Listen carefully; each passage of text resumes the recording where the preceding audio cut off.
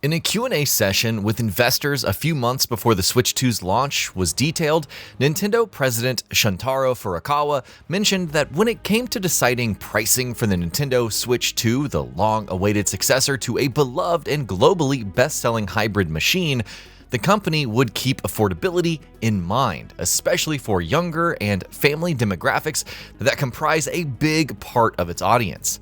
Nintendo has largely had a history of launching hardware that remains cheap enough for families to feel comfortable picking up, sometimes even multiples of.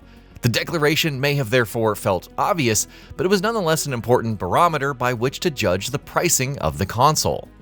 Now that pricing for the Switch 2 has been revealed, along with a whole host of other details, it is difficult to not conclude that by Nintendo's own stated metric, they have failed on this front at least.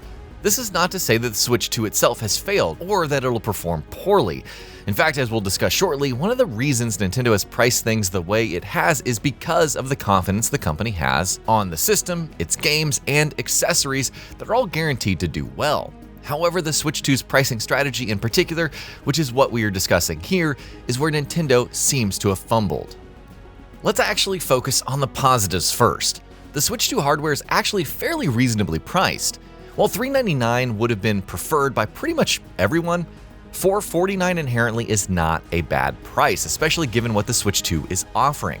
A larger 1080p HDR-enabled screen with 120 FPS support and VRR capability, 4K support in docked mode, hardware that is capable of running current-gen titles such as Elden Ring, Final Fantasy VII Remake, Borderlands 4, Star Wars Outlaws, Split Fiction, and even the technical showcase Cyberpunk 2077. Robust 3D audio functionality, that mouse functionality built into the controllers, improvements to build and hardware across the board. Well, $450 for the Switch 2 hardware itself is a remarkable asking price, even if it is a little bit more expensive than a lot of us would have liked. It's priced reasonably equivalently to other hardware that has similar specs. A lot of handhelds, PC or otherwise, that you may be able to get for cheaper will be completely unable to run a game like Star Wars Outlaws because they lack ray tracing hardware and capabilities entirely. And Outlaws doesn't have a ray tracing-less build at all. That's a game that the Switch 2 runs with no trouble, apparently.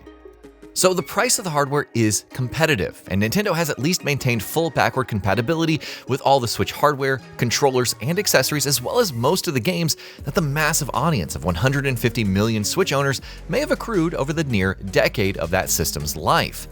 All of this is without question firmly in the good column as far as pricing decisions regarding the Switch 2 goes.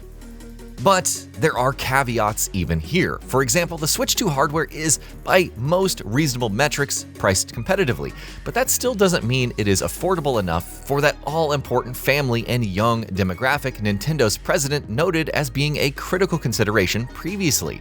At least right now in 2025, with the global economy in distress, it is very hard to imagine the family that bought a cheap Switch Lite for their kid to play Pokemon and Animal Crossing will want to spend $450 at minimum on a Switch 2.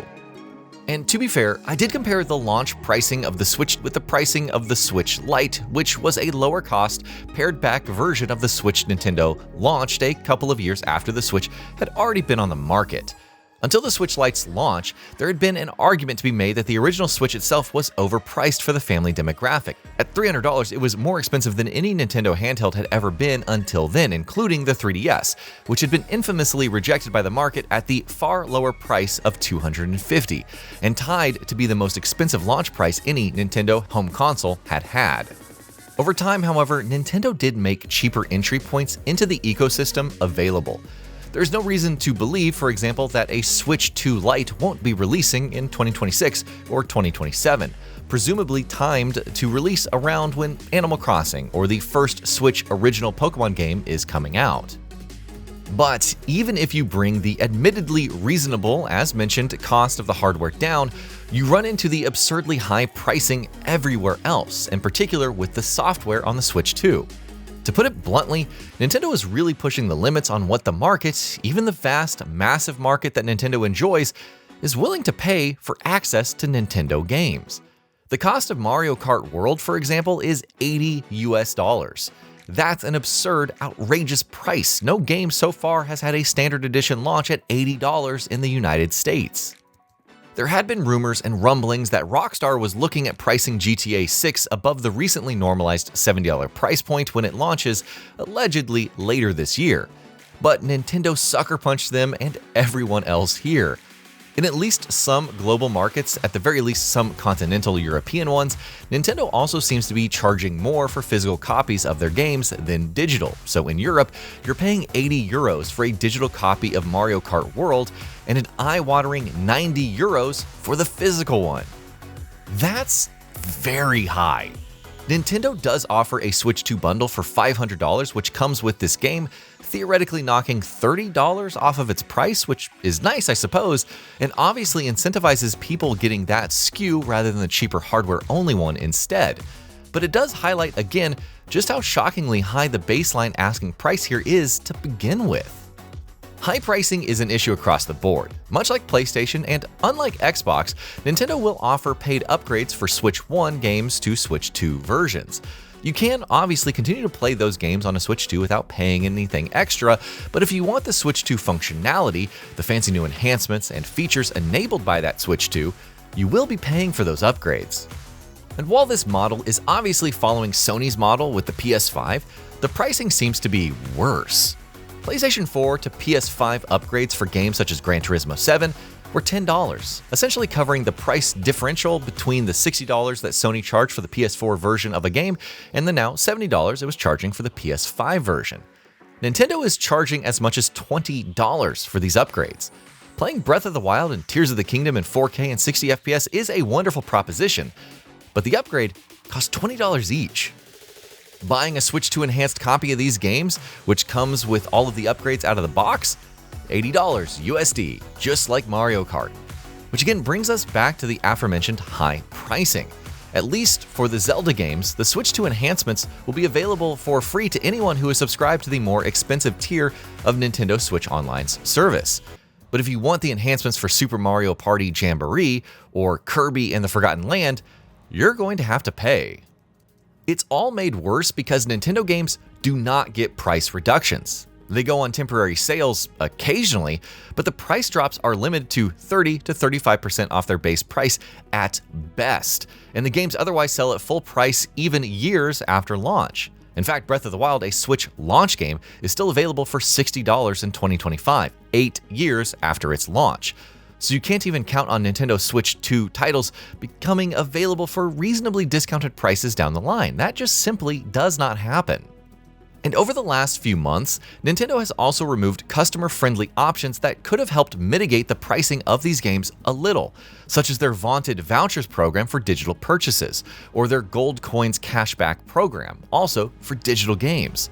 They stopped the Nintendo Selects and Player Choice lineup of budget price reissues of games entirely in the Switch generation. There are, as of right now, almost no official avenues available to help mitigate the asking price of Nintendo games at all. It's essentially Nintendo trying to maximize its cut because the company knows that it can get away with it. Across nearly 200 years, Nintendo has been as successful or well-positioned as it is now.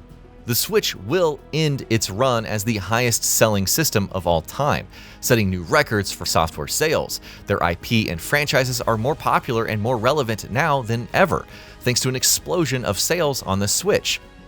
Their characters are multimedia properties now, thanks to Nintendo's ventures into movies and theme parks.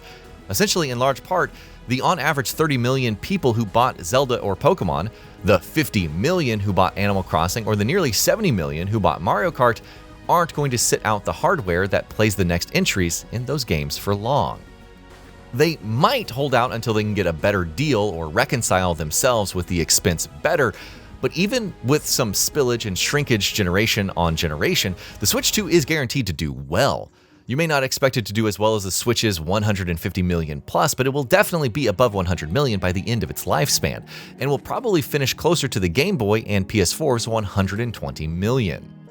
Even the 3DS, which came at a time when Nintendo's IPs and properties were a lot smaller than they are today, and which had far more turbulent of a launch than the Switch 2 looks to have, managed to get 75 million. And again, that was in the pre-Switch explosion era. Nintendo's IPs with the Wii and Wii U days were nowhere near as big as they are today. A baseline of success is guaranteed for good or for bad.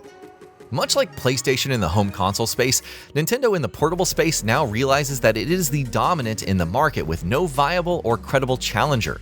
The enthusiast favorite Steam Deck has only sold 4 million units as of the end of last year, as per a report by IDC estimates. The Switch is at around 150 million.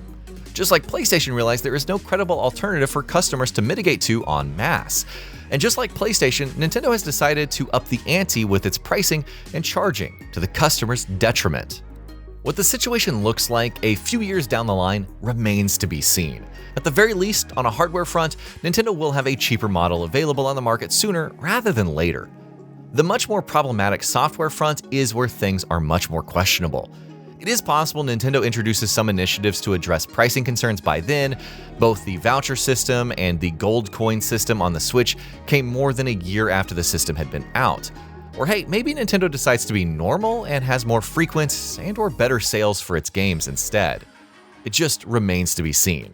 As of right now, for as slick as the Switch 2 hardware looks, and for as exciting as Donkey Kong and Mario Kart both look, it is impossible to deny that the Switch 2 is decidedly not priced in a way that would make it compelling to Nintendo's family audiences.